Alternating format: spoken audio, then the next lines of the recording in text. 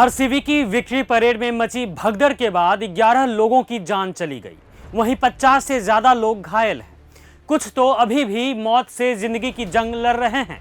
किसी से प्यार करना, मोहब्बत करना अलग बात है, लेकिन मोहब्बत में पागलपन पर उतारू हो जाना और अपनी जान से हाथ धो बैठना, ये कुछ सही नहीं है। आरसीबी के फैंस जो अपनी टीम के सपोर्ट में विक्ट्री परेड में शामिल हुए, वो भी बेढंग तरीके से, जिसकी वजह से भीषण भगदड़ मच गई।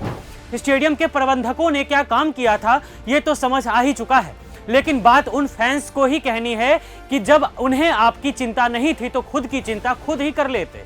आज जान से हाथ नहीं धोते। आज किसी के पास जवाब नहीं है उन 11 परिवारों को देने के लिए, जिनके घर वालों के आंखों के तारे चले गए, जिनकी रोशनी से उनका घर जगमगाया करता था। वो एक विजयी जुलूस ने ले लिया।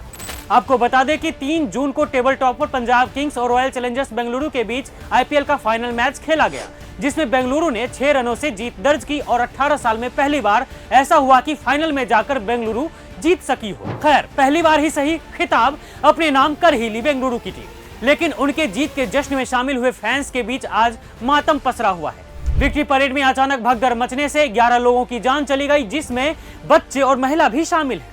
लेकिन फिर भी देश के कुछ पत्रकार मामले पर ज्ञान दे रहे हैं। एक पत्रकार महाशया हैं, जिनका नाम रूबिका लियाकत है। इस मोहतरमा ने ज्ञान दिया है, वही ज्ञान जो प्रयागराज महाकुंभ 2025 में मची भगदड़ में नहीं दे पाई थी। रूबिका लियाकत के इस पोस्ट को देखिए, इसमें आपको क्या दिख रहा है। मोहतरमा खिलाड़ियों को और कर्नाटक की कांग्रेस सरकार को घेर रही हैं।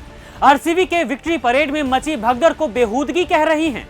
इन्हें चिंता नहीं है भगदड़ में मरे लोगों की, इन्हें पत्रकारिता की आड़ में राजनीति करनी है। रूबिका लियाकत को सरकार और खिलाड़ी असंवेदनशील लगे, लेकिन अब आप इस फोटो को देखिए। ये भी रूबिका मैडम का ही है, लेकिन ये थोड़ा पुराना है, 4 महीने और कुछ दिन पुराना।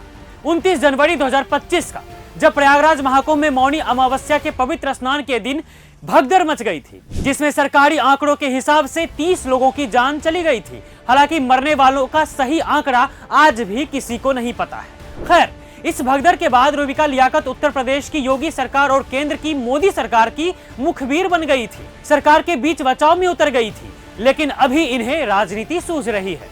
यही है देश के मीडिया की सच्चाई, कुछ अंधभक्त पत्रकारों की सच्चाई।